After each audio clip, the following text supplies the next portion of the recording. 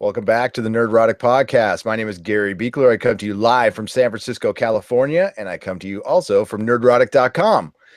I am with my good friend and co-host Dennis Bithoulkas, Dan in San Diego. What is up? Nothing much. How you doing? I'm doing good. Getting ready for our Nerdrotic wedding. Our illustrious co-host John Reed is up in Tahoe. He's gonna get married. That poor girl. I know. I'm sorry, Suzanne. I feel sorry for I you, really am. Suzanne. She is a saint. Okay, she's a goddamn saint.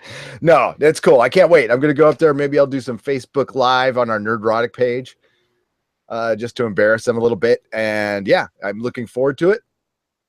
But we have some podcasting business to do. We got to finish up our Defenders. This is the first time we've done one in two parts. We usually just do the whole season all at once. We don't really know how to do these when you drive. I would prefer to do episode by episode, but time is not our friend right now. So we had to split it up in two parts. This is episodes 5 through 8. We're going to kind of run down episode by episode. First of all, overall thoughts of the entire series, Dennis. I really didn't think it like I've said before, I think I was saying a lot in our first section of this series, episodes 1 through 4. Episode 6 is where everything kind of turned around in this series, and it just put all the pieces of the puzzle together and made it an awesome series. I think. I mean, not as good as Daredevil season 2, Daredevil season 1, all of that, but still a little bit better than Iron Fist, and below Luke Cage for me, but above Iron Fist. Okay. Yeah, I know you just told me. I haven't checked around the internet. My oldest son told me that people are saying it sucked. I could not disagree more.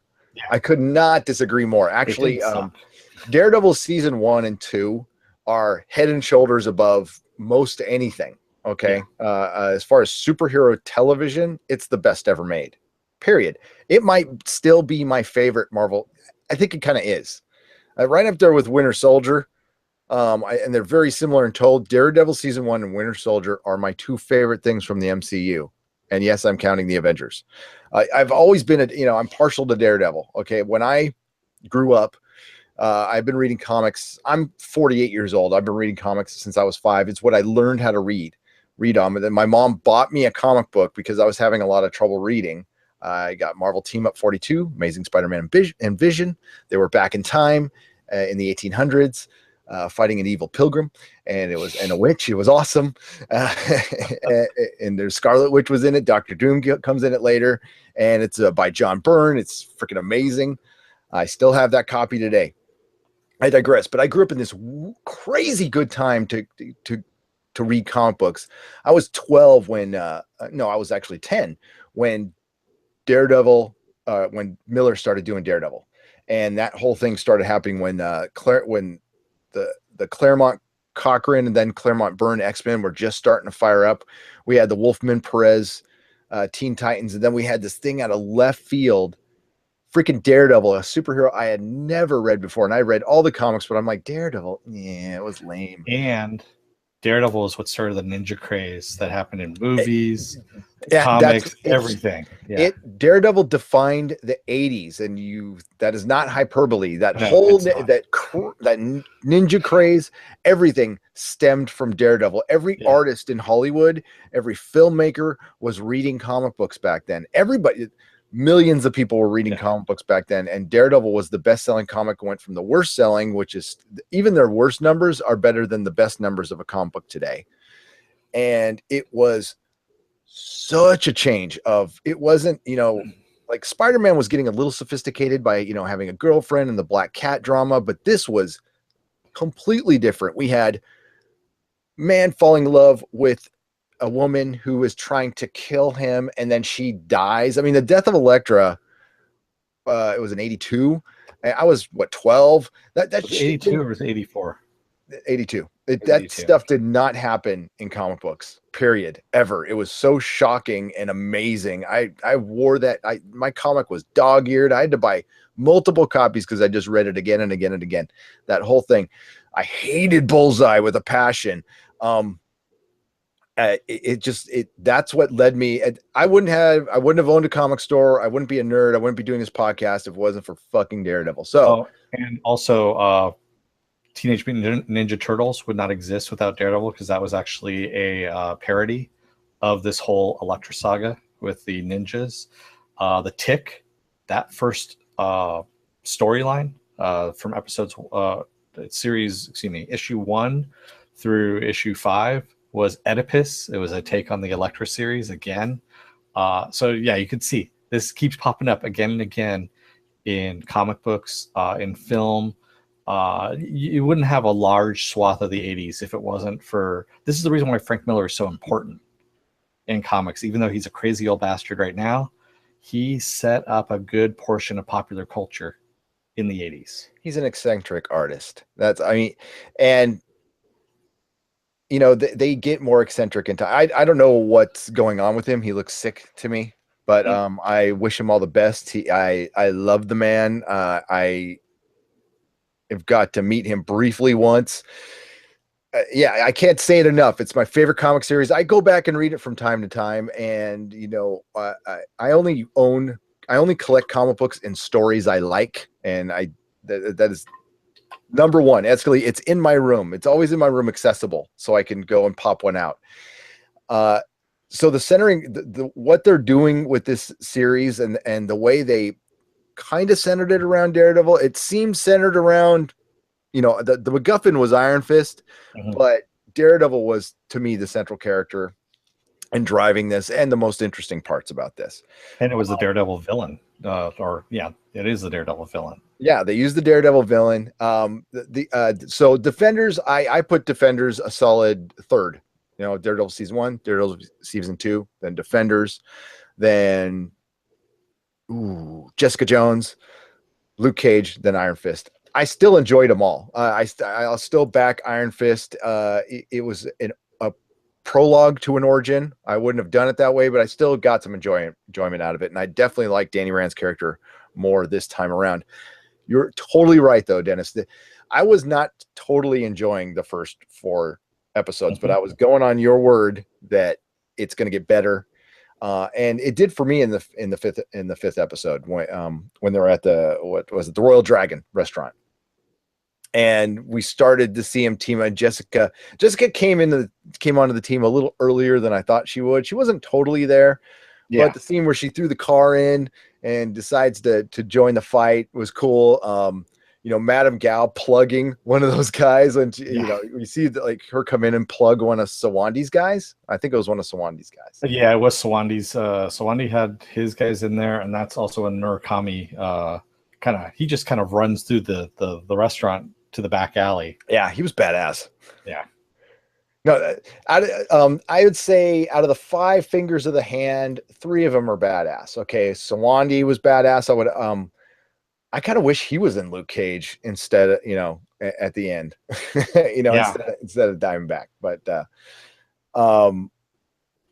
you know, Madame Gao, still a Madame Gao, even though she was very tame until the end.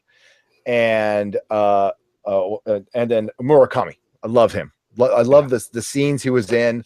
I understand why they waited on him a little bit, because that guy kind of eats up the screen. But Bakudo, I could live without Bakudo. Completely. He was just a means. We'll get to that as we go along. Yeah, he was a means. He was a MacGuffin. A means to an end, but I would have found another way. I mean, there was an exploding building. Yeah. So go on. Oh no, I was just gonna say, Madame Gao. We got to see her. You know, the actress who plays her. She just did such a great job, and showing her from being this minion in episode 1, you know, of the Defenders, and then slowly making her move on Alexandra, you know, kind of morphing things behind the scene, becoming this total badass by the time we get to the final episode. And it's just a great, that's what you want out of your villains. You want someone you can actually fear, and also a little bit more complex too. And that's actually what she was, even though she wasn't in there for a lot of screen time. No. And she's like Yoda. She walks on the cane, but then when the fight comes on, she's all, and crazy. The restaurant scene was pretty cool. I would have, like I said, Sawande.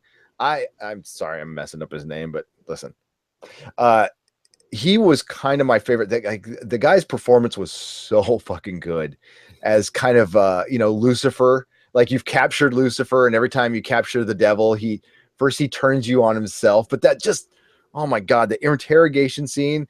And he said, it won't be long until this chair I'm sitting in becomes a throne. That was such a fucking great line. Oh my God. And then he tells the story about the last time he got captured and how he's getting everybody's head, and he's getting in everybody's head. And the way he got, I didn't really see. So there's the fight in a restaurant, and Matt decides to break off immediately and try to turn Daredevil. He's being very Luke Skywalker, Yeah, well, that was one thing they actually said. They said, everyone stick together, don't break apart. And what does Matt do? He kind of looks and goes, there goes Elektra, and he takes off for like squirrel. Yeah, well, hey, we've all had that kind of girl where we just bail on our friends immediately. Some of us moved to San Francisco and marry her. It just happens. Okay. Got a couple friends still mad at me about that. Whatever.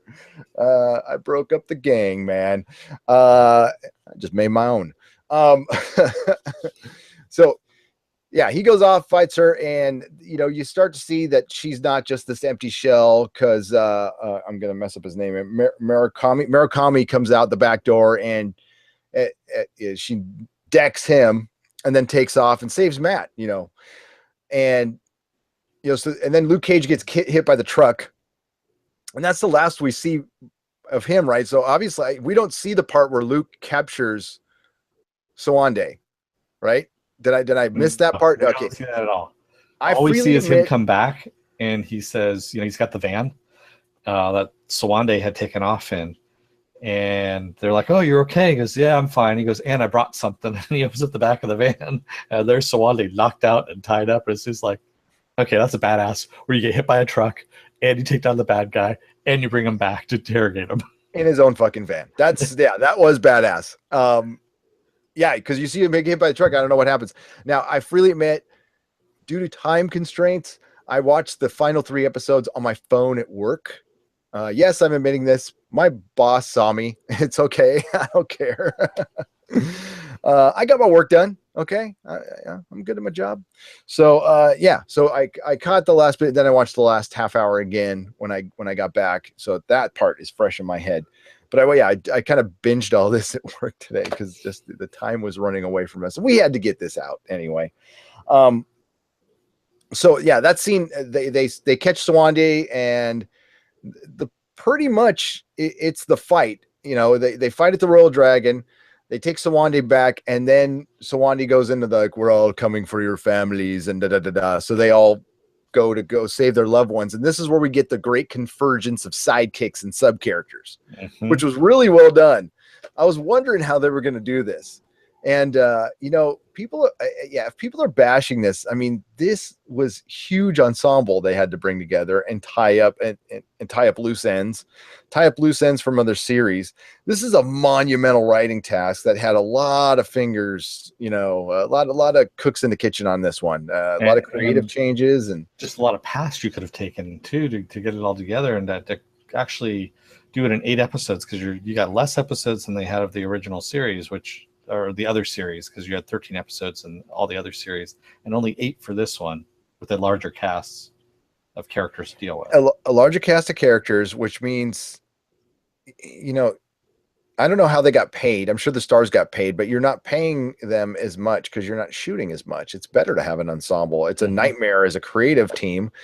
It's evident that they cut the budget quite a bit, because this doesn't look as good as Daredevil did. What are you talking about? That boardroom didn't look like cardboard at all that they were fighting in. Or the elevator scene didn't look like, obvious freaking, I'm watching it. I don't know what Netflix streams in now.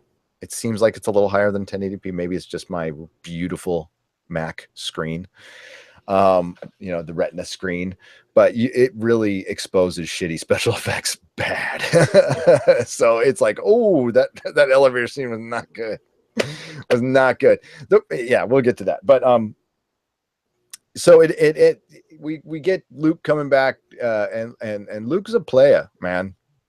Luke's starting to, it seems like he's with Claire, but not so sure at the end of the episode, and we'll get to that too. But I definitely am a Claire guy. I'll say that right now over Jessica. Jessica's a hot mess right now. That's why. I mean, she's still. I usually go for that.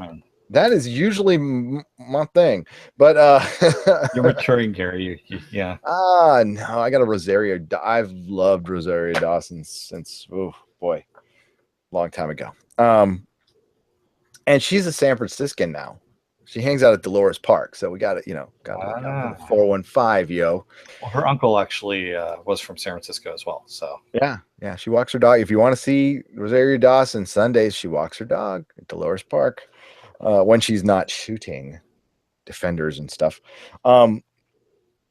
So they get back to the little warehouse, and let me know if I'm forgetting anything here, but it's just the interrogation.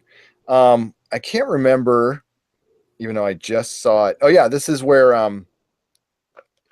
so Sawandi is trying to turn everybody. He's basically exposing everybody's mistakes, doing what Lucifer does. He gets punched by Jessica. He gets smacked by Daredevil. Then he eventually gets beheaded by Stick, which was a great scene. And we find out kind of what the hand, because Sawandi, among trying to tempt everybody, was doing a hell of a lot of monologuing. Yes. Okay. And they find out the hand's plan, which was to get Danny. He is not just a weapon. He is a key for something. So Sawandi gets away in a pretty decent scene, and has Danny, and then Stick just ends it right there. And it was a good clean shot. And well, yeah, because what happens is Sawandi has everyone arguing to the point where he's untying himself, and we see Stick kind of walk off screen. We don't see him, and then Sawandi gets up out of his chair, and he's going to go attack while their backs are turned. And Stick's just right behind him and just chops off his head. Because, I'm tired of this. Yeah, he had Iron Fist, and he's like, I've got the Iron Fist, but not for long. And, in the next episode, what the message Stick sends is badass. He said, and I love it when they do. See, that reminded me of Daredevil a little bit. That was the grittiness of Daredevil, is Stick sending one of the fingers of the hand's head to the hand, getting a message to him. And of course, this is after, they barely show it, but the chaste is gone. They are done. Decimated. Yeah. He's the only one that's left. Yeah. And that's a big deal. That's, shit, they're gone. And, Kunlun, everybody's dead in there too. Elektra did. That wasn't, wasn't some vision or anything Danny saw. They are dead. The other thing that we also got from Sawandi too is we get some information. I don't know if you caught it, that Stick might have been trained by the Hand at one point in time. He might have actually been a follower of the Hand before he found out what was going on and joined over with the Chaste. Yeah, so separate from the comic book universe, we're talking about the MCU here. They did imply that. You even talked about maybe he was a follower of Madame Gao because he's blind, but I think he was blind since he was a kid. So I don't think that had anything to do with it. We did learn a little bit of his past when he's talking to Luke. They're talking about being in the joint.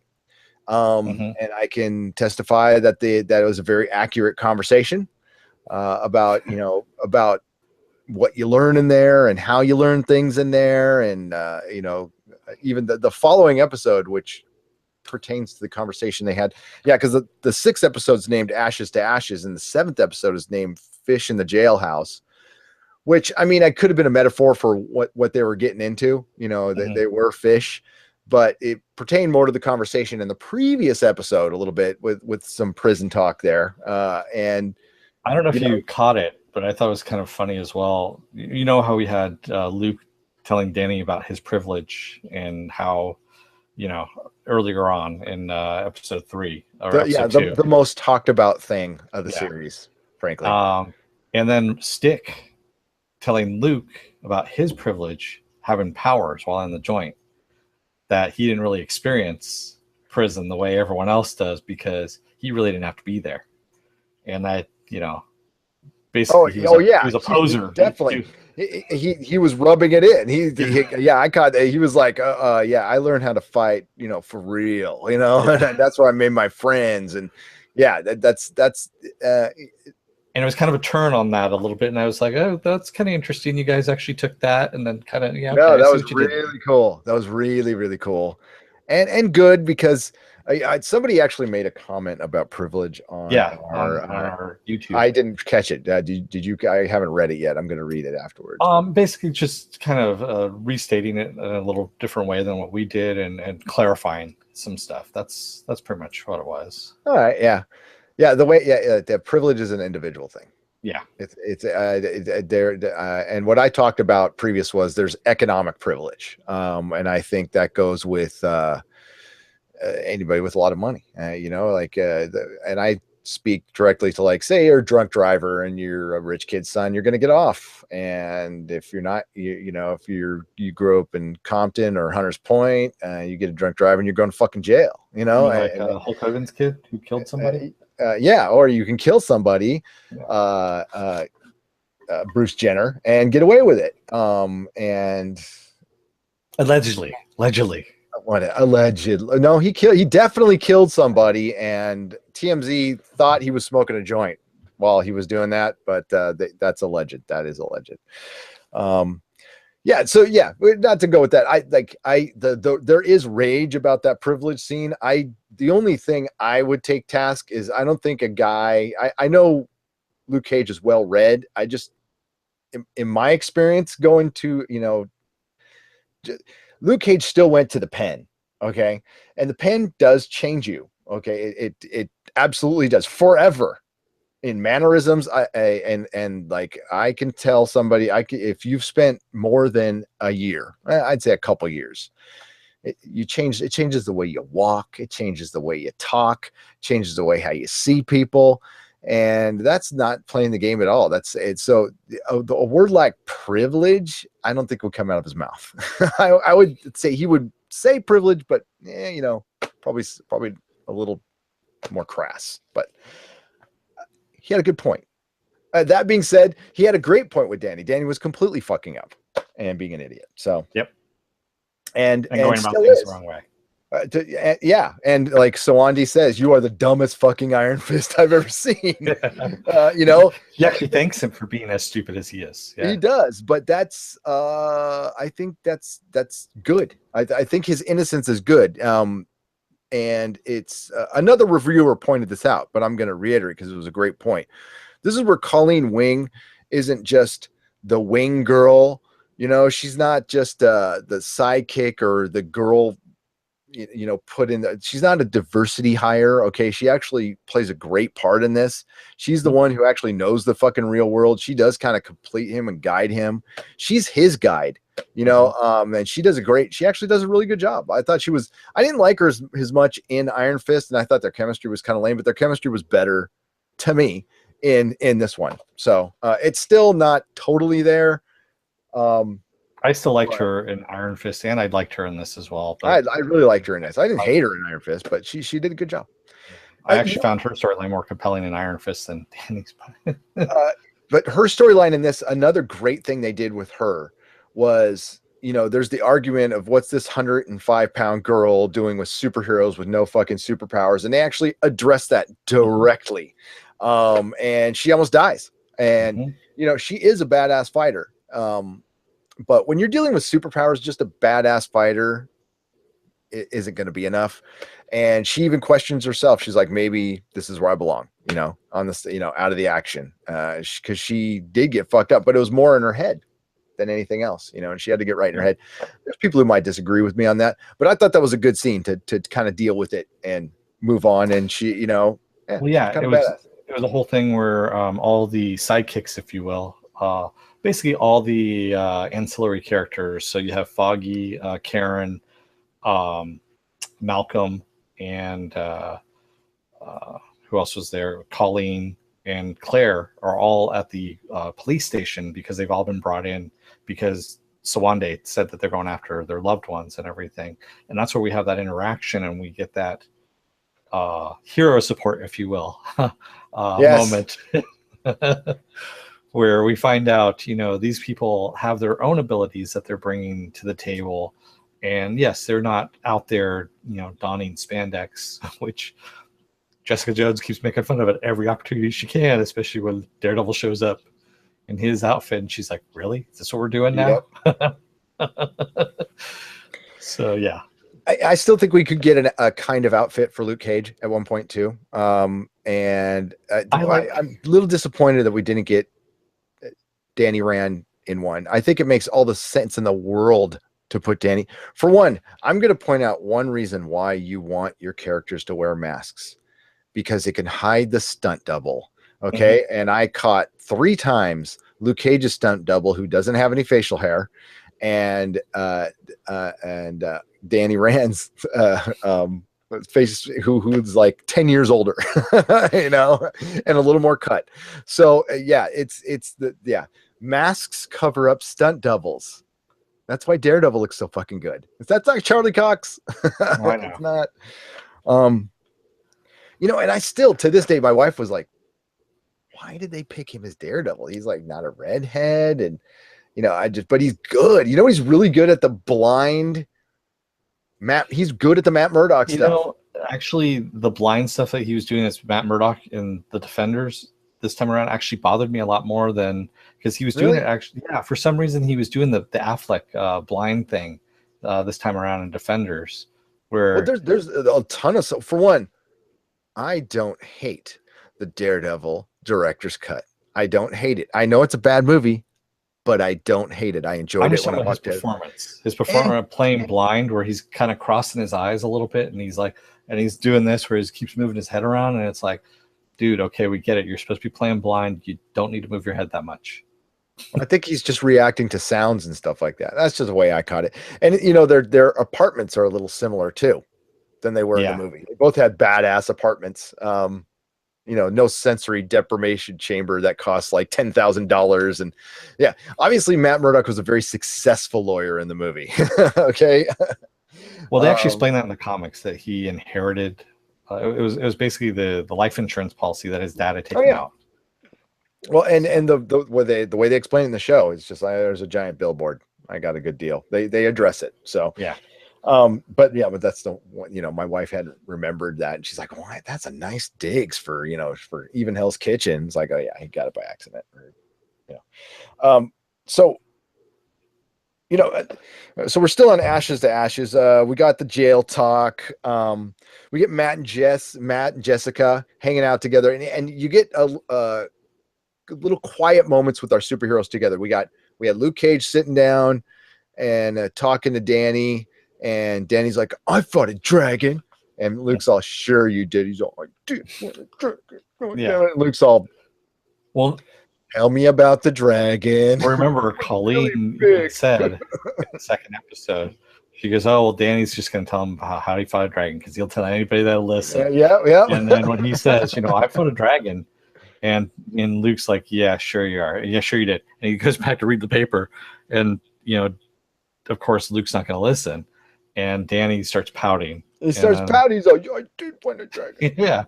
And that's when Luke's like, "All right." But that was a cool little scene because that really, that's, it's not totally like it's not like the comic books at all, but it's a human little scene. And I think Luke being kind of a mentor to Danny, I think would be very cool. That would be kind of the way to do it. Cause Luke's the man of the streets, although, Luke's not the most street smart guy in the world. He does, or maybe he knows when he's fucking up or doing, he's doing the right thing. It's not, the right thing is not always the smartest thing, but that's also the I like the way they portrayed him. Like he was the moral compass of the Defenders, each person played their role.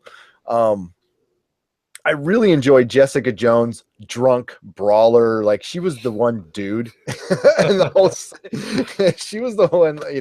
She's a bar brawler. It was one great. of my favorite scenes, and it's just this little tiny thing, and it just made me laugh. Was when they're taking the subway. They've gotten out of jail. They've broken out of jail actually, and they're going to go rush back over to the building over there, and Midland Circle. We Midland remember Circle, this time. yes. And they're on the subway. They're basically, how do we get there? We don't have our wallets because it's back at the police station. We don't have any cash. We don't have cell phones to call Uber or anything like that. And Jessica reaches into her pocket and she's got the subway pass.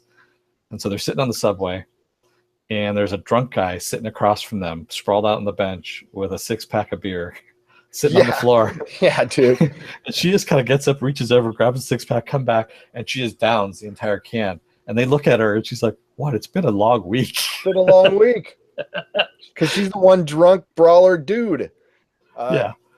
And that's my favorite scene, honestly. It was this little tiny human moment where you got a lot of shit going on.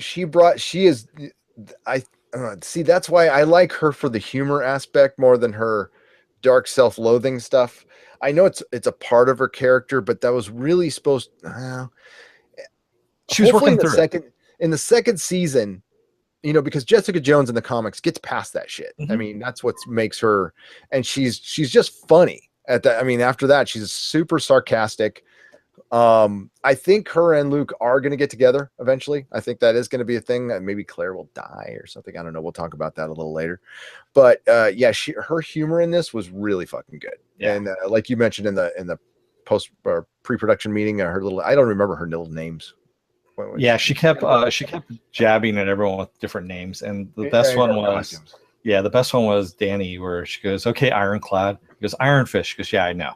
It's Iron Fist." Yeah, but the way she just kind of comes back and she's like, "Yeah, I know," kind of like patting the kid on the head. "I know, kid." I maybe because I have a 20-year-old son, that Danny is a kid. He's a kid. I guess people might be projecting their hate because we were all like that. You got to remember, Danny is still psychologically arrested, if you will. Yeah. He never developed past the plane crash, so he never really got a chance to grow up. He was in this monastery, and that's all he was doing. He was given training, so he never really got to grow up mentally, along with his body. It's Melissa pointed out, it's exactly the same as Wonder Woman. It's exactly the same. Yeah. She's super innocent too, and innocent and powerful. And he just happens to be super rich. And it's going to be, they can have a lot of fun with that. I don't think, blame the writers on that one. And hopefully we get a new writing crew on Iron Fist, because there is, there's a lot of things you can do. Maybe they can get who wrote was it Fraction who wrote Immortal Iron Fist? No, it is Aaron was following him and I can't remember his name. It's not someone that is recognizable. That was Matt Fraction. I could be wrong. No, it's not Matt Fraction. Yeah, it's somebody else. I have the comics downstairs. I just it didn't stick in my memory. Get him or her, whoever it was, to it's a him. Here we can so to write that, and I think that would be a good, because that was a good run. Why did I think it was Fraction? Because he did Hawkeye. It was very similar. Yes, he did. Yes. So it's been a few years. I did run a comic book store. I used to remember this shit. Yeah, I don't remember. Dude, I read my first full superhero comic in 5 years last week, and it was amazing. A bunch of people have already reviewed it, or I'd review it. Miracle Man #1, Tom King. Pick it up, dude. Pick it I've up. I've heard, yes. Oh my god, it is good. I heard a ton of hype, and I'm like, I saw one. I was at the shop. I saw one and grabbed it, and very Watchmen. Very Watchmen. They are blending the Watchmen universe into the DC universe. Yes, that's what I heard.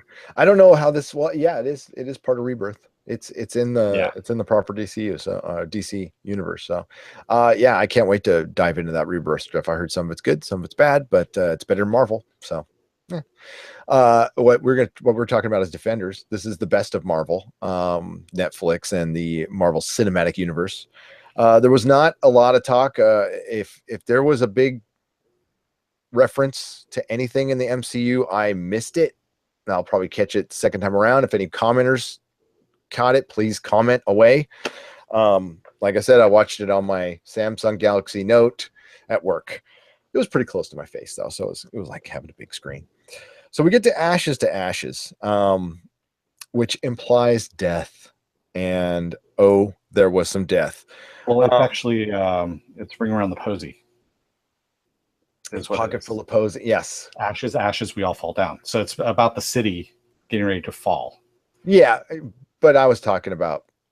Oh yeah, I know what you mean. The foreboding of death. I know what the poem is, but thanks, Dennis. I was a kid. I'm sorry. I was going with the death of Alexandra and the death of Stick. I'm sorry. I'm just gonna cut in here 1 second. The author that we couldn't remember, Kari Andrews is his name. Kari Andrews did the art, or he wrote Andrew. Yeah, oh, okay. He wrote Andrew. That's cool. Kari Andrews did the Living Weapon. Did all those. The Living Weapon or Mortal Iron Fist? He did the Living Weapon 2014 on. Yeah. Okay, the Immortal Iron Fist from 2012 was Fraction then. Brubaker. Was it? Oh, Brubaker. Brubaker. That was right. That was Brubaker. Why did I think it was Fraction? God, maybe because of the Hawkeye, because they came around right around the same time. Yeah. Bring fucking Brubaker to write Iron Fist. That would be the shit. Yes. That would be great. Damn, yeah, I was Brubaker. See, my head's up my ass. What was I just gonna say now? Sorry about that. I got sidetracked. Man. So we were talking about Stick's death and Alexander's death, and Alexander's death was shocking. And you notice we haven't talked about Alexandra. I think we can agree our least favorite thing in the show. Yeah. Was Alexandra. Sigourney Weaver was pretty much wasted in this. And if you just got another character actor, I know we were talking about early on that there was rumors that she might be Mephisto, which would have been awesome if that was the case. Great. But no, she was just another hand character and one of the fingers of the hand, and honestly, she was fairly wasted until the shocking death scene that we get. The juxtaposition of a Manhattan socialite being the leader of a gigantic ninja gang is interesting in theory. Sigourney Weaver is not a menacing actress or actor. No. We can say whatever. She's a great actor, but she is not scary, intimidating. No. She had her moments that were the quiet moment when she was with Elektra and she talked about her daughter, and you can see how fucking tall she is, and she has her head down with Elektra. Those two were good. That was getting close to, I think, what they wanted, but they didn't get it. I'm not gonna, it just didn't work. It didn't work for me, and I don't think it worked for anybody. For one, I'm gonna ask. Okay, so it was when they went to Kunlun. It was thousands of years ago, thousands and thousands of years ago. So it was at least before recorded history. So I'm gonna think 10,000 years ago. So she was a European who came all the way back there 10,000 years ago. I guess it could happen. It could. I liked how they had every continent represented. That was cool. Mostly, not all. There was no Aussie, by the way. I know that would be a 6-finger hand, but whatever. You can have another hand. Is it hand singular? So yeah, it didn't work for me. She wasn't menacing. There is, the boldness of using an older female actor, which for a villain I liked. I just think you could have chosen another actor. I think it would have worked better. I love how you pick Sigourney Weaver because of the nostalgia aspect of it, but it just didn't work, man. Yeah. This is where the best Marvel villains have been. I mean, David Tennant, the Purple Man. We had Kingpin. Vincent D'Onofrio as Kingpin. Oh Vincent D'Onofrio, dude, that performance was so freaking good. That's like Oscar worthy. That's classic performance. I mean, that's something that's going to be remembered, like Taxi Driver. Remember Robert De Niro. I mean, that's going to be remembered forever. That made that series. And they would be stupid not to bring him into the Marvel Universe movies proper. I could not agree more. And you can, and he wants to. He's come out and said so. And this is a crazy method actor who turned down. He was approached first to play Dr. Octopus in Spider-Man 2. True story. And said no, because he picks and chooses his role. He is Brando-esque. I'd say, him and Tom Hardy are the closest things to Marlon Brando that are alive today. Probably maybe better. I think D'Onofrio was better than Brando as an actor. He just dives into his roles. He is so freaking, he was wasted on that CSI or whatever. God damn. He's better than that. Come on.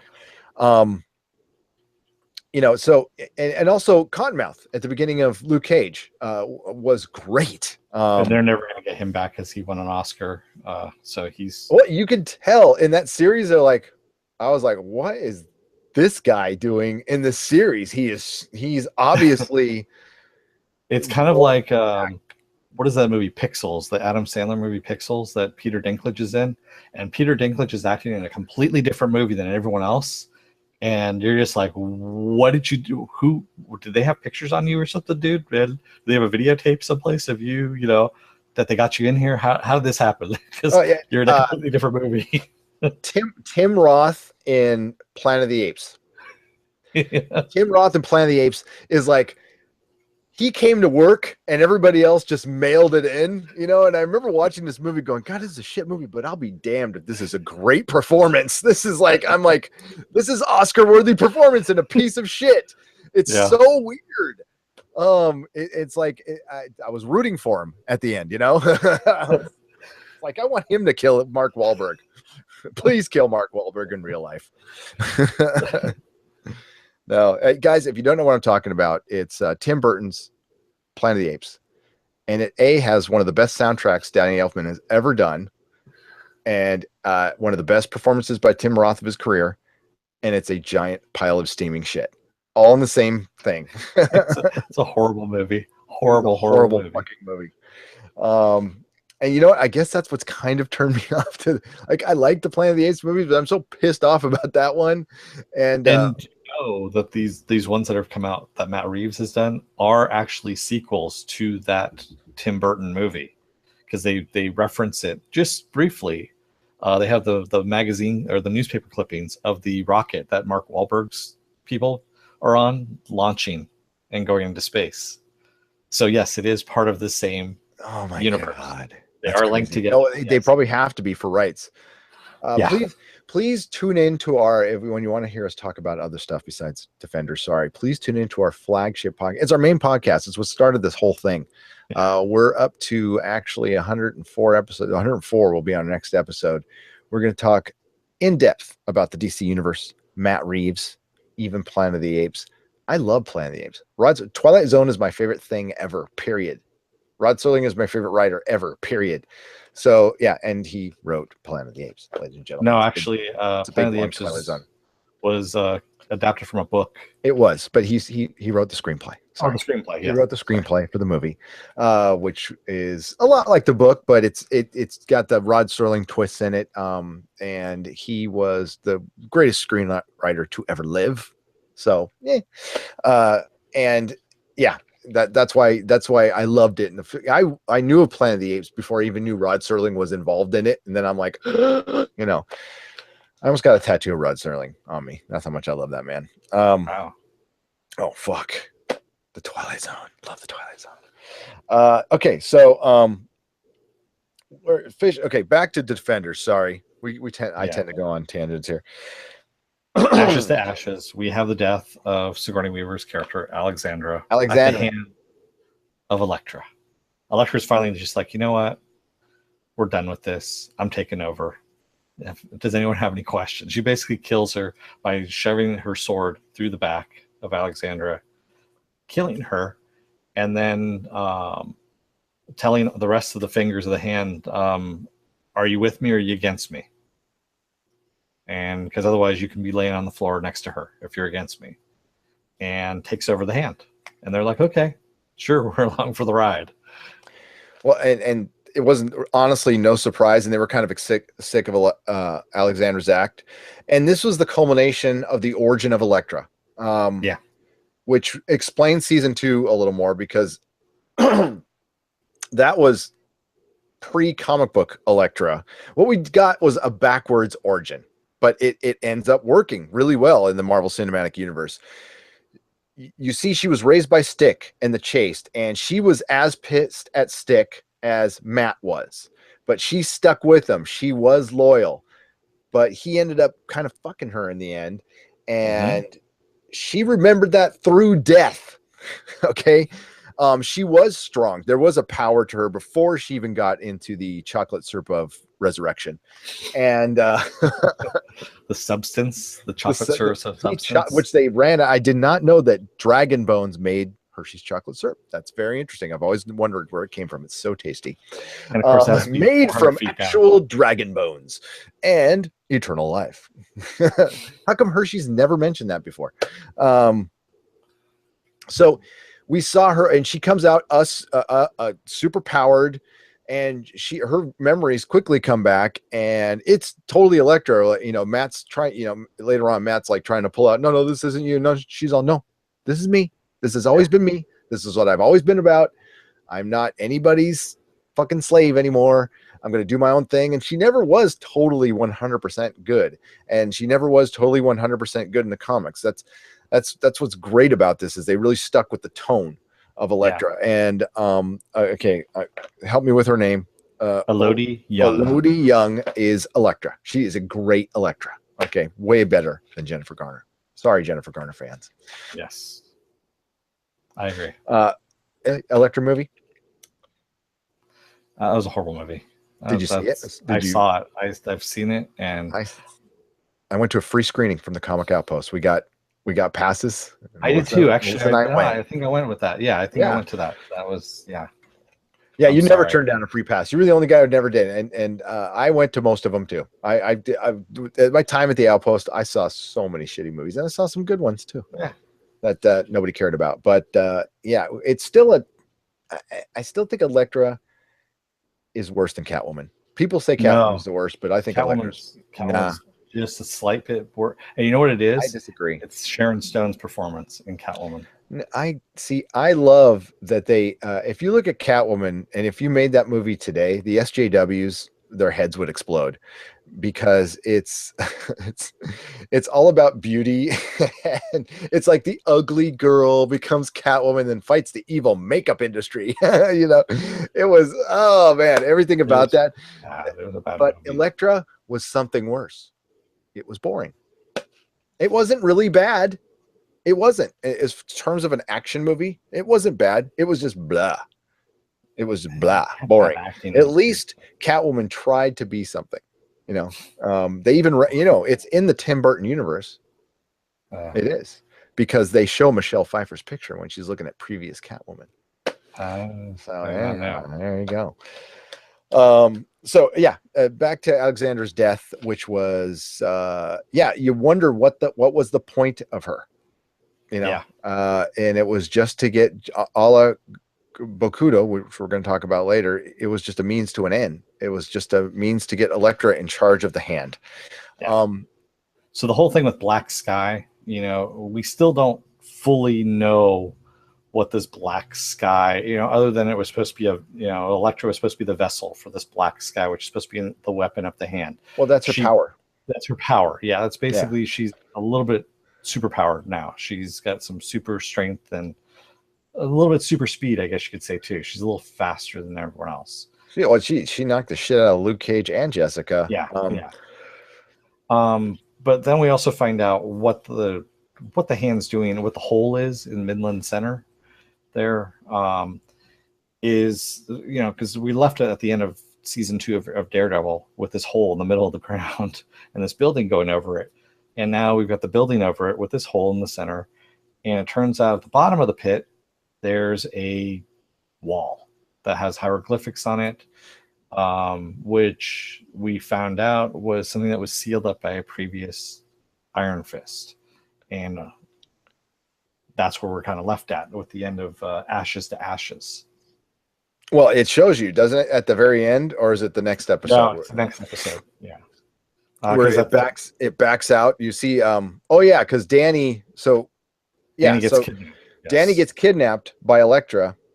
But then we got to get to Stick's death. Sorry, we're getting ahead of ourselves. So Stick has a great solution with solution. He has some really good scenes with Luke Cage, and he even warns Luke Cage to his face what he's about to do.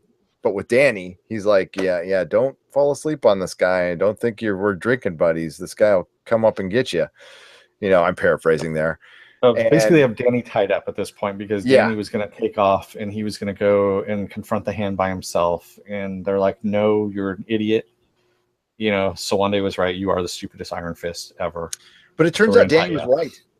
Danny was fucking right. Danny's all, you guys are doing exactly what you want them to do. And it turns out it made him a lot easier to catch when they decided to keep him in one very obvious place when they can find anybody. And then they split up later, like Jessica and Daredevil take off. They go take off to what was it? They go back to Daredevil's pad and pick up a suit. And then Daredevil notices that the funeral, whatever flyer, for lack of a better term, for Elektra was missing from his book because Elektra had gone to his house and slept in his bed for a little while. And she recovered her thoughts. That's all. Yeah, it's all flashing back and everything. So, they fight. They all fight to keep Danny in. Danny's like, no, you can't keep me here. This is bad. I need to be in the fight. And they all decide that it's a better idea to keep him there. And it turns out, for once, Danny was fucking right. So as they split up, Luke is getting lured by Stick, not Danny Rand. And Stick, is mixing up some incense, and it turns out knocking Luke Cage out. And Stick has a solution, which is, I think, a logical one, which is kill Danny. Yeah. And he's the last Iron Fist. The Hand loses its key. Forever. There's no more Kunlun. There's no more Iron Fist. And yeah. Now, this, sorry, sidetrack. This is, they totally have to do Immortal Iron Fist season 2. And I think, Brubaker is available. He's done some TV work. As a matter of fact, he did work on what? Agents of S.H.I.E.L.D. No, he did work on something else recently. I want to say it was some Netflix. I'll have to go back and look. But dude, he's the man. That guy is that guy. You know what? He brought Bucky back without having comic fans commit total rebellion. So he's the man in my book forever. True. And also his run on Hulk wasn't bad either. Dude, when was it after Greg Pak? God, I don't remember him being on Hulk. So Captain America: The Winter Soldier is what he was on. Yes, he did Cap Winter Soldier. He's done a bunch of stuff. He did some stuff for DC too. Westworld. He's done Westworld. He was involved in Westworld. Thank you. I was like, God, he was involved in not Agents of S.H.I.E.L.D., not some crap. He was involved in something very good. Westworld. Thank you very much. But comics is where it's at, baby, for Brubaker. So I'm blanking on his DC books right now because I'm tired and it's podcast time. So yeah. So Stick decides to kill Danny, and I think it's a very logical decision. I think it's a good decision. It's not one you come easy, and of course he's not going to kill Danny. Of course, Elektra comes in last minute. Stick, remember, is fighting with one hand. Now, you mentioned you didn't like how Stick went out. I think Stick knew he was going out.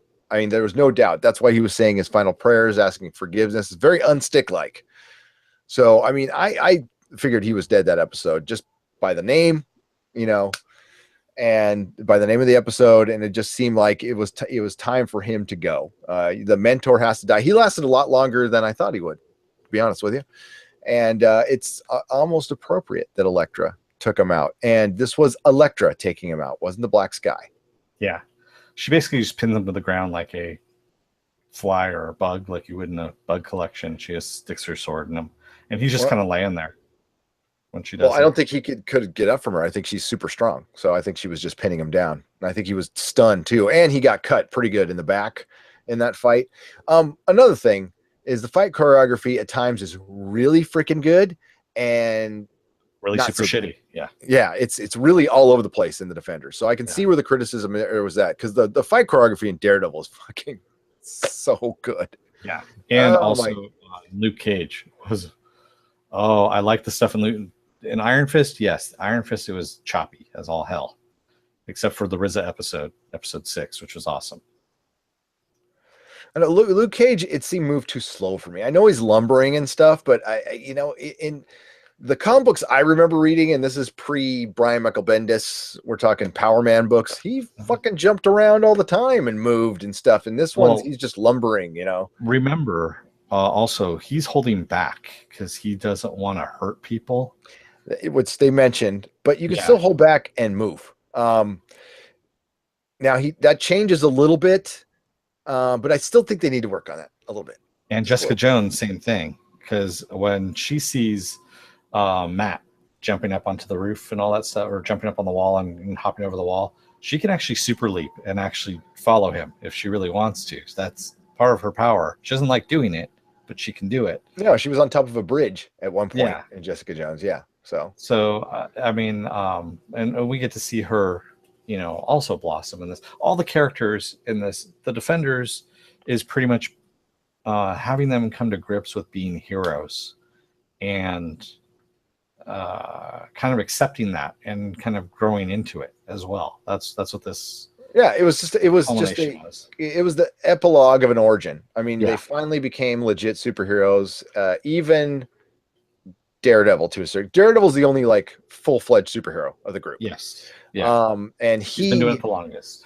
But he's still, the great thing about Born Again is it does kind of level up Daredevil as a character and as a hero.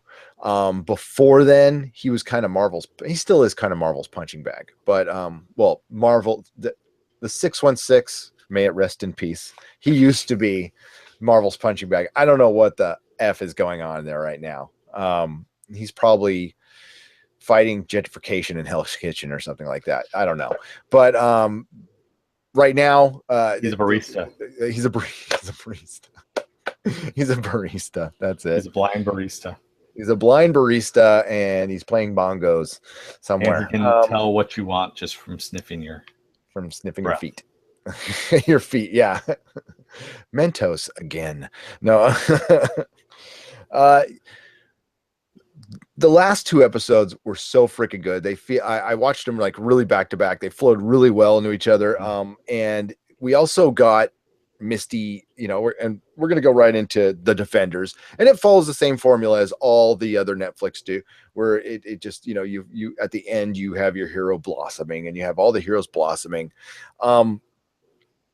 It did kind of the Daredevil stuff at the end. I was not expecting, but it was good. So what? Sorry. So we find out that what the Hand's been after all this time down in that pit is something called the Substance, which is what they used on Elektra to bring her back from the dead, because Alexandra fears death, the void, the emptiness of death.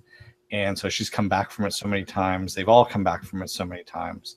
And that's pretty much all they want, is they just want to live in Kunlun and not die. That's what their whole motivation is. And underneath New York in this pit is a lot of the substance. And by taking out the substance, they will actually destroy the city, because the city kind of rests on it, if you will. And we find out that, Elektra ends up fighting with Danny underneath in this hole. They're looking at the hieroglyphics on the wall, and he kind of recognizes it but can't really read it. And she tricks him into punching the wall with the Iron Fist, which opens it up. Yep. She uses Danny's emotions against him again. I just had a thought about the void of death. They never really talked or went into that. Just like in the Marvel universe or in the Netflix universe, when everybody dies, there's just a void, this horrible void that you are, conscious of. Yes. And good or bad, that's where you end up. Yeah. your consciousness just in nothing. Well, that's a crappy place, you know.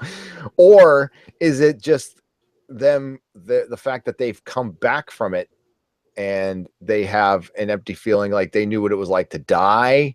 I don't know. I think they need to explain that a little more. That's what the whole last conversation with Elektra and Daredevil, which I get ahead of myself on that, but we'll come back to that. Yeah. Okay. Because it, like, yeah, I guess that kind of explains it, and we'll talk about that. So, Danny opens the door, and it turns out to be the lair of okay, help me. What's the Shallow. Well, no, Shallow was the dragon that no. Danny. Yeah, it was Song Lee, right? Danny mentions Shallow. I don't know if that was Shallow. Honestly, it was a big giant dragon skeleton, which was fucking awesome. By the way, I was like, they went there, they did it, and this is the final resting place of what was many dragons, and this substance, which I wish they would have thought of a better name for. I mean, like, even say substance in a foreign language to make it Unobtainium. It's something like that, right? Chingadera, whatever you want to call it, but not substance.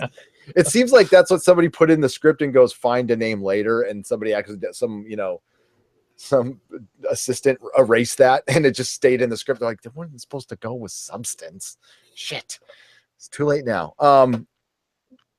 So yeah, there's a giant dragon skeleton. So that's why New York is so important to the Hand, which, you know, I found it hard to believe. Like, I understand Daredevil's civic pride. There's a lot of civic pride going on. Like, I love my city, I'll die for my city. I'm just like, I've lived in a couple cities, and I like where I have great affinity for one of them. I would never lay my life down for them or anybody in it.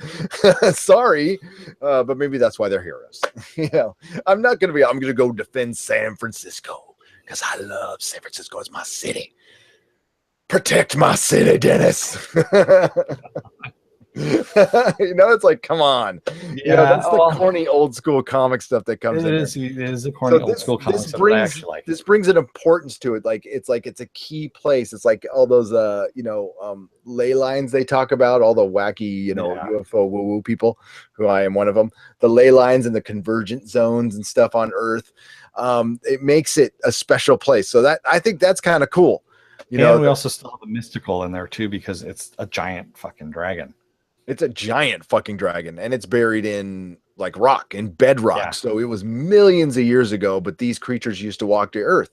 And we find out that what I talked about before, the bones makes the Hershey chocolate syrup of life, which was cool. And then they're starting, the Hand is down there sawing all the bones, and I'm assuming that they got away with a lot of it.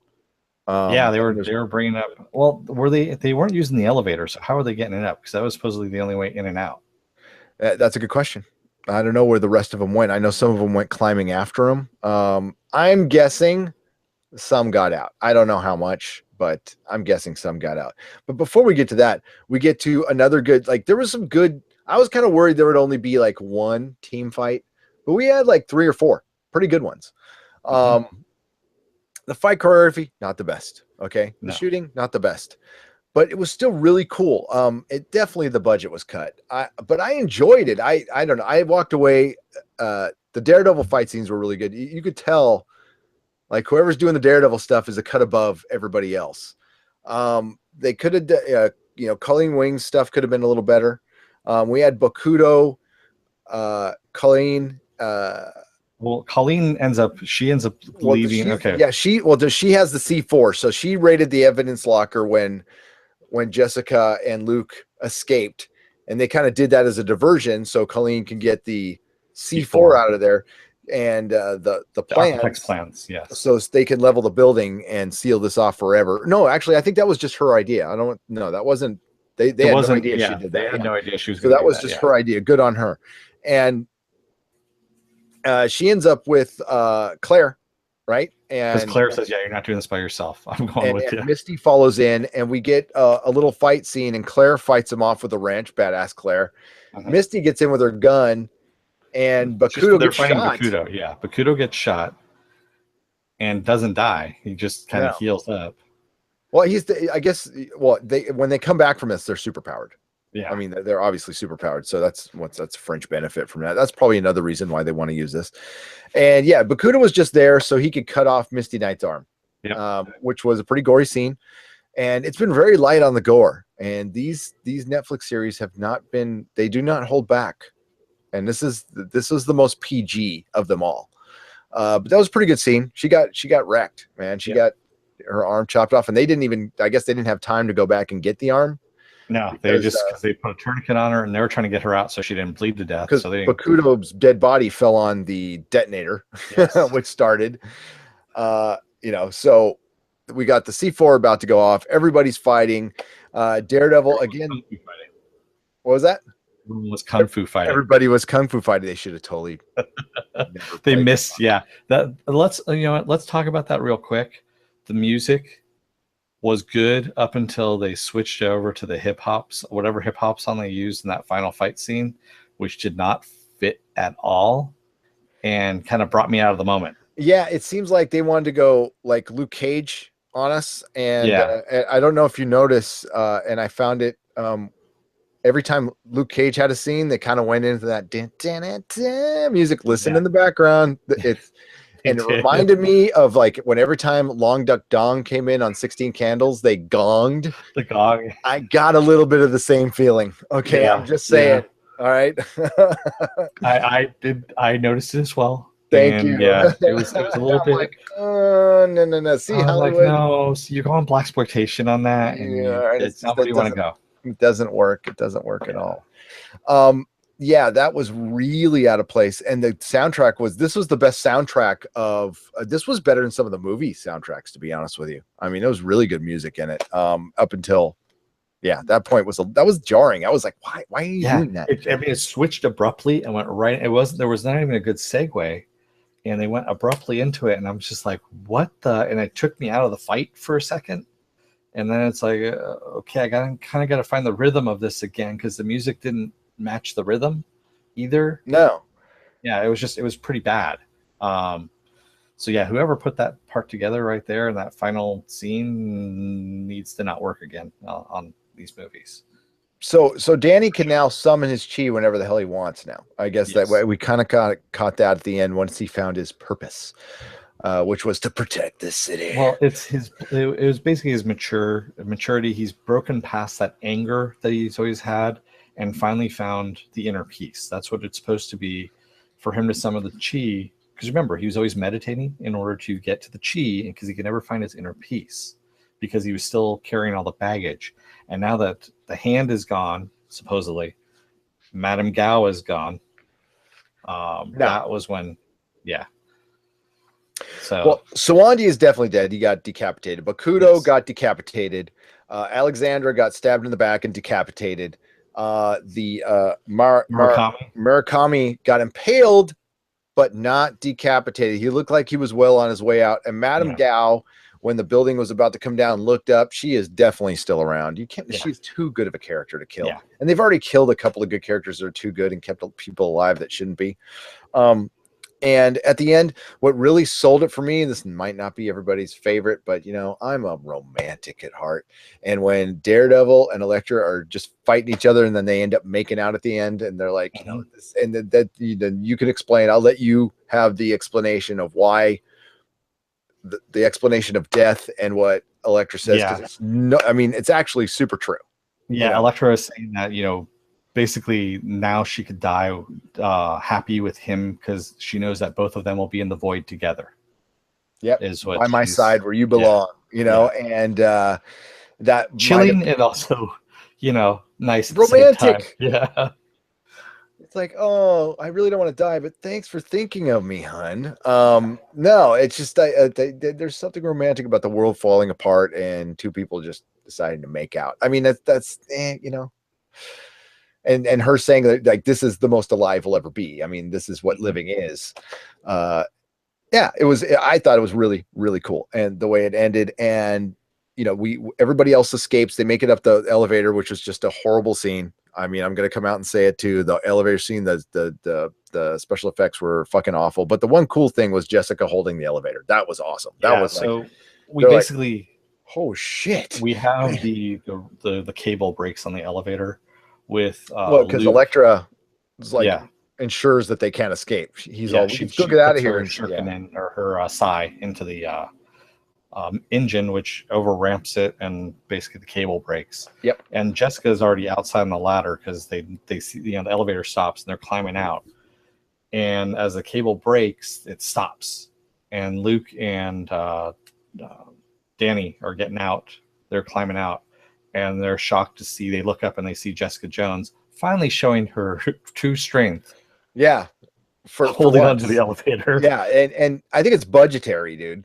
I mean, that's the only thing I could think of, because yeah, she is freaking strong, and she has to be holding back, because when she punches guys, she could like vaporize their head.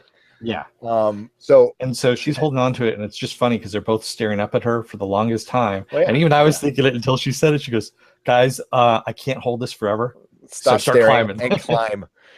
And yeah, so they get out, they get everybody safe, and then, you know, the building implodes. And because you've all seen it, I don't need to run this down. But that really, when they came back, and they had all the groups, you know, Malcolm and Trish, you know, hugging Jessica, and everybody reuniting, and that one scene with Foggy and Karen was, that kind of got me, dude. That kind of got me. That was a good scene. And Foggy's character, even in Defenders, his evolution, I love a good character evolution. Okay. That guy is so fucking good. I mean, that is better than Foggy in the comic books. I mean, that's how strongly I feel about this. And I'm forgetting her name, the girl from True Blood, the lady. Deborah Wool. So freaking good, man. I mean, they are the best supporting cast from the best show.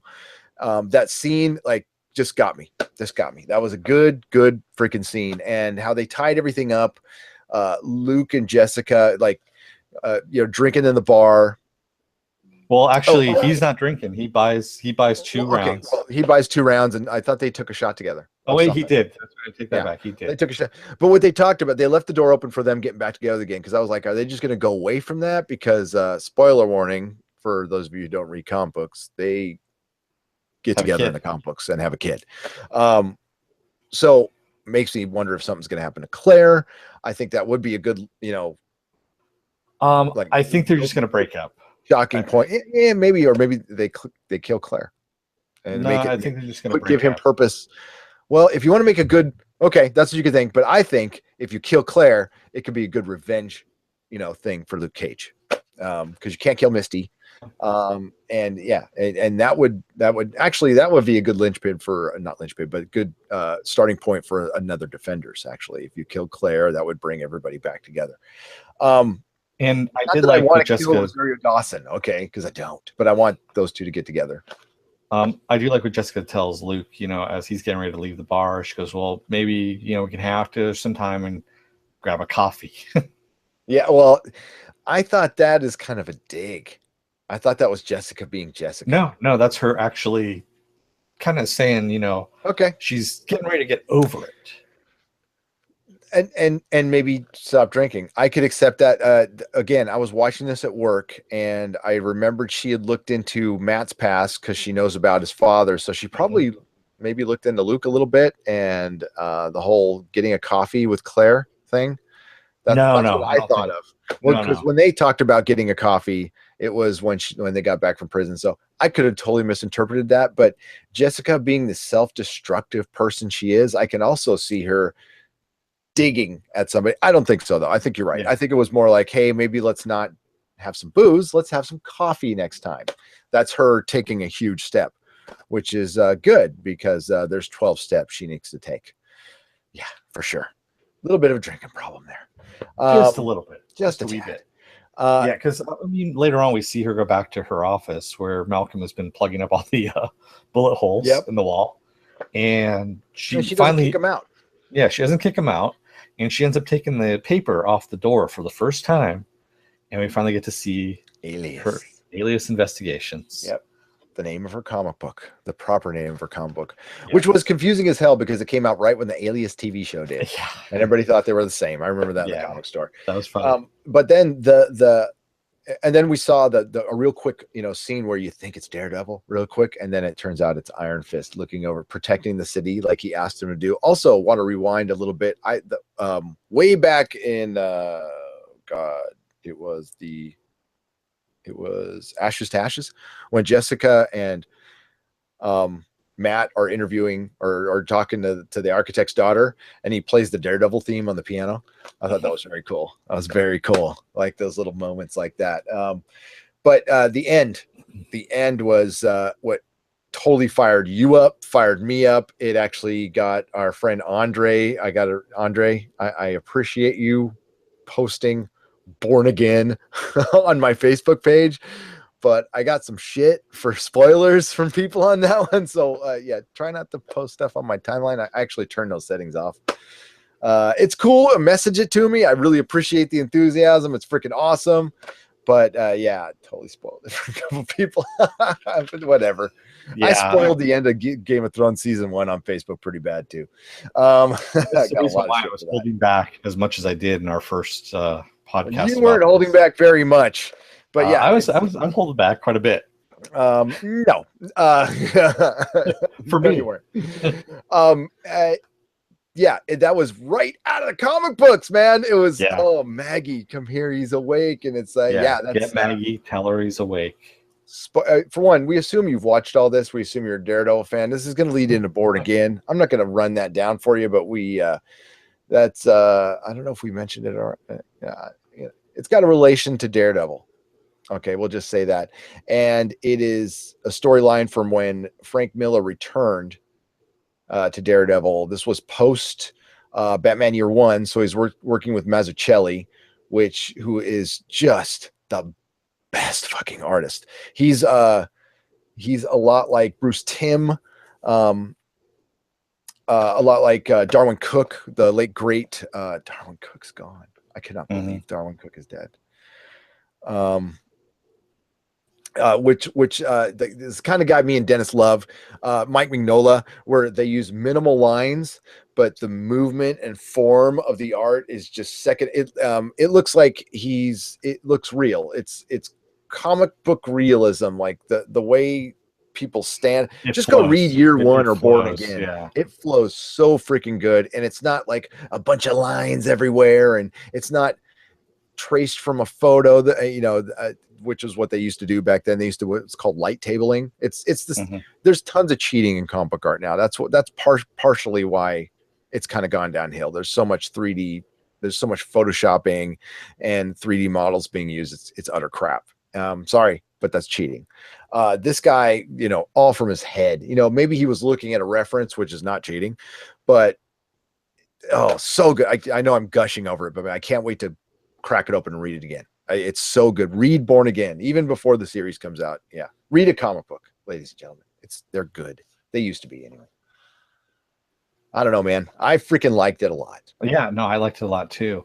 And I don't know if you stayed till the end of the credits and saw that Punisher teaser as well. The John Wick Punisher. It's not John Wick. He's got the hammer and everything. It's very John Wick. Come on, you love John Wick. I know, but the thing is, John Wick. I love John Wick. I saw that first 5 minutes, at Comic-Con. I know it's not going to be John Wick. It's very. No, but okay, so I didn't see the first 5 minutes. Yeah. Neither did most of the world, and everybody said they're ripping off John Wick. Now, I know it was just a symbolism for the trailer, but they didn't actually show, and that was all shot as a trailer. That's not anything that's actually from the show, ladies and gentlemen. But I would have I know what they were trying to do, and actually comics do that all the time. Comics are always rip-offs of other stories. They are. Yeah. I mean, that's a fact. Yeah. I mean, and they do it well, but yeah, I don't know. I am excited for this Punisher. I actually, the people behind it, what fired me up is they are fans, and I count me one of them. I'm a fan of the Tom Jane Punisher, big fan, and they're going kind of that route with it. And go back and watch the Tom Jane Punisher. Despite John Travolta. Tom Jane is a great Punisher. Take a look at the short that they did on YouTube as well, Dirty Laundry. perfect representation of the Punisher in that small little 5-minute span. Yep. And it's a damn shame that he wasn't asked back. But that's okay. Ray Stevenson came by for Punisher Warzone. That movie will always have a soft spot in my heart because he came by my store and we helped promote it. And that was like one of the best times. And he was like the nicest guy. He is the nicest guy and the tallest. The guy is big. You know what? And he looked kind of, you know, that tells you about Hollywood. Remember in Rome, you know, and I know he had a little more weight on him, but he looked pudgy in Rome. But you got to realize that the camera does actually put weight on you. I mean, like when you see the man, like, oh, he's in shape and he's tall and he's good looking, you know. I just remember shaking his hand, and I mean, I have some fairly good sized hands. His hand just engulfed mine. Yeah, he was a big dude, and big dude. He stayed for hours. He waited until there was nobody there. Met kids. It was a good time, and we've had some, you know, we had some big time stars at our store. That was probably my second favorite to meeting MC Hammer. Meeting MC Hammer was the greatest moment in my store. Period. That was just what? It's Hammer time. Tyrese Gibson. That was with Tyrese Gibson, yes, who was super nice too. I'll never forget, you know, that's a story. Calling me at 1 a.m, going, Gary, dog, I got some ideas for our event. And I'm like, okay. You know, when Tyrese Gibson calls you, you don't say it's 1 a.m, it's late. You get your pen and pencil and you listen to his ideas. And they were good ideas. Yeah, man, dude. Actually, our store, that was like a blossoming point, you know. Well, you know, that reminds me, the big announcement on the store side will be coming at the end of the year for our Christmas special. And yes, we're doing a Christmas special. And then that's the point where I've promised since day one on this podcast of telling the story, sad but true, of how the Comic Outpost ended. I know there's an article out there by Rich Johnson on Bleeding Cool. It is partially true. It is absolutely partially true. The parts they talked to Brian Hibbs about, but they never talked to me. So I would like to clear the air on that one, because when you Google my name and Comic Outpost, that freaking article comes up all the time, dude. And I'm like, well, yeah, part of it's really true, but I'd like to, you know, I got to tell you, actually, my truth, the truth that, not well, my truth, but it's actually worse. It's actually a lot worse than the article says. But you got to hear it from me. All right, so hear from the horse's mouth. Defenders. So from now on those Netflix things, I don't know. We're either not going to do them because we don't get a lot of love. We don't get a lot of views on it, which it's because of the way they drop it, or we're going to do it episode by episode. We'll see what happens with Stranger Things. We're doing it episode by episode. We are doing Stranger Things episode by episode just because I want to. Well, we're going to try that this weekend, correct? We are going to attempt it the first time, but it's not going to be after the episode drops. So we're going to try the Tick, because Dennis and I are huge Ben Edlund Tick fans. Just huge. Yeah, Ben Edlund is Ben Edlund. Nicest guy too. Just absolutely. Or Joss Whedon. Like, I love Joss Whedon too, and I still love Joss Whedon, but I've always liked Ben Edlund like a little bit more. And we call Ben Edlund the fixer, because he comes into alien TV shows and fixes the crap out of them and does a 180 on them and gets them out of the hole easily. Smile time.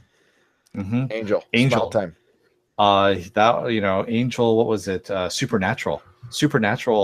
The reason why that show is still on CW is because of Ben Edlund. Ben Edlund. This exists because of Ben Edlund. Yes. He started off on Buffy. Actually, that's kind of when he was making the move over.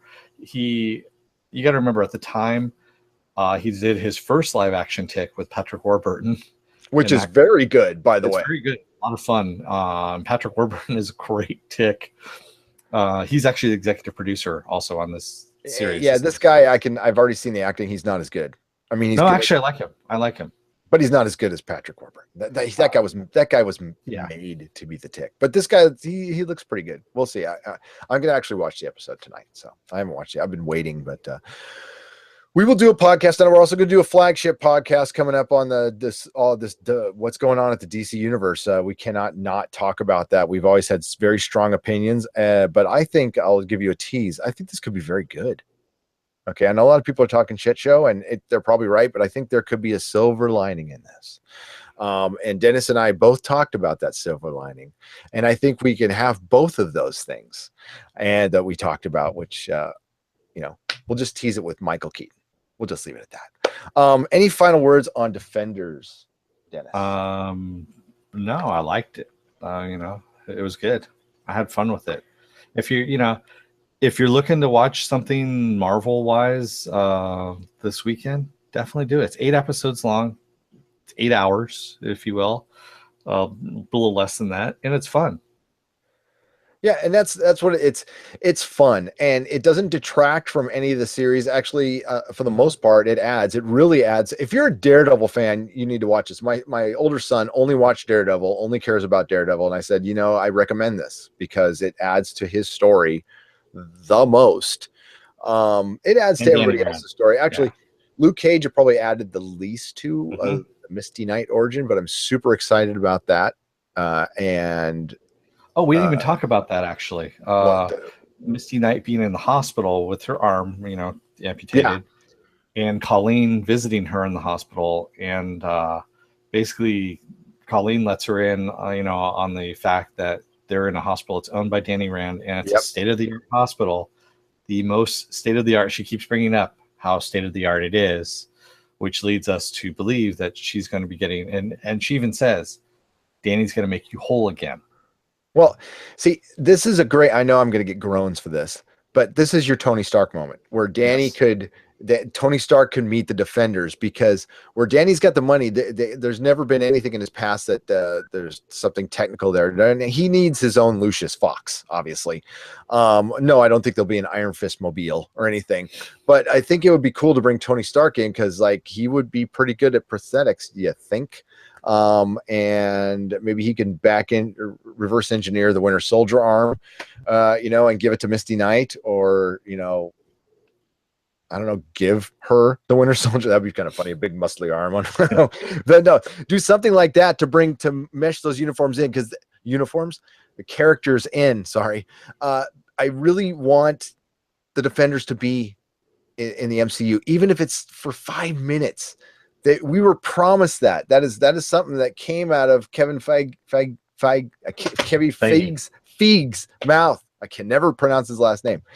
And that's what I want. I want all these characters converging. They said there's 60 characters in the Avengers movies, so these guys have to be in it. They have to. And a supered up Misty Knight. I don't know, when's Luke Cage? And then we need to talk about, are we getting other seasons? I know we're getting season 3. We're getting Punisher. We're getting season 3 of Daredevil, and we're getting season 2 of Jessica Jones. And we're getting season no 2. word of Iron Fist season 2 yet. No, there is. Yeah, there has been. I actually posted that a while back. So they absolutely greenlit it. Yeah, they already have scripts for it. Did they greenlight it? Did they greenlight it before Disney decided to exit from Netflix? Yes, they did. Okay, so I'm going to put all of that in doubt. I think the stuff that's in production, I think they're going to finish. If they're contractually obligated to do 2 seasons each, because I know they weren't. Before, it was just a season, and we're going to do it one by one, and that's how they had to converge on the Defenders thing. We'll talk about it on next podcast. We'll find answers for you, but I think once somebody nothing's set in stone in Hollywood, ever, okay? And unless it's actually in production, being filmed, they can always cut it off. And that's a concern.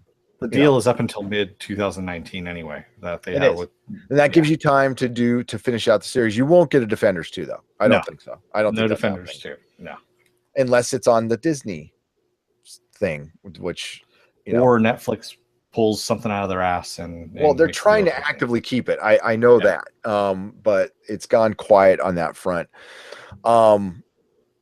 Yeah, there's other big we got to talk about the podcast, like Google teaming up with Walmart and stuff like that. So they're going after Amazon.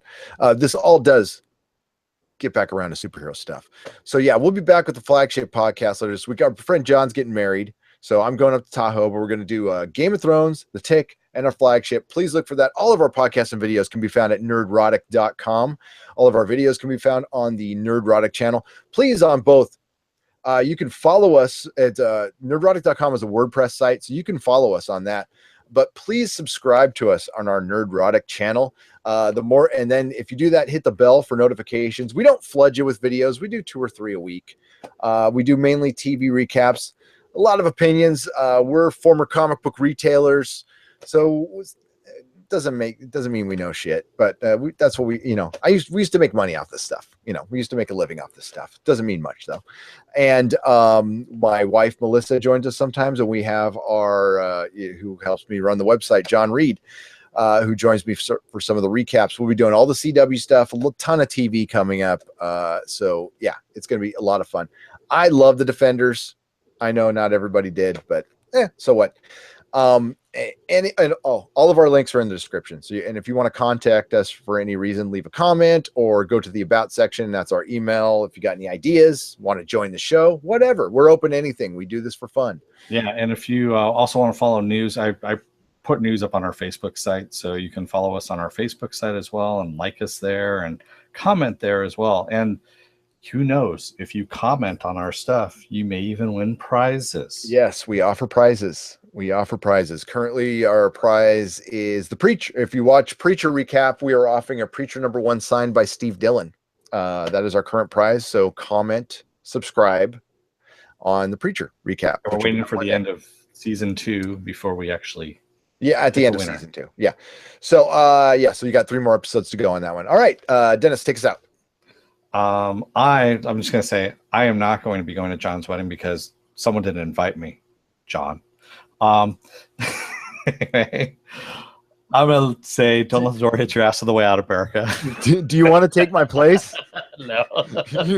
you can if you want, John. I just want to be snarky. That's all it was. Well, yeah, John. Why didn't you fucking invite Dennis? What the fuck? That's not awkward at all. Jeez. I just left it at that. You wouldn't go anyway. I wouldn't know. To tell you the truth, I freaking hate weddings. And it's testament to John how much I love him that I'm even attending this thing. Especially when I didn't get invited to the bachelor party. Huh? Well, nobody wants to ever invite the sober guy, but guess what? I am your designated driver. I'm the best person. And yeah, I'm married and I probably wouldn't have gone anyway. So I definitely wouldn't have gone. Oh my God. Yeah. So we will see you from Lake Tahoe, or I'll see you from Lake Tahoe next time. I'll be here in San Diego. May the small folks sing songs of your greatness. Good night, everyone. Asshole John. Bye.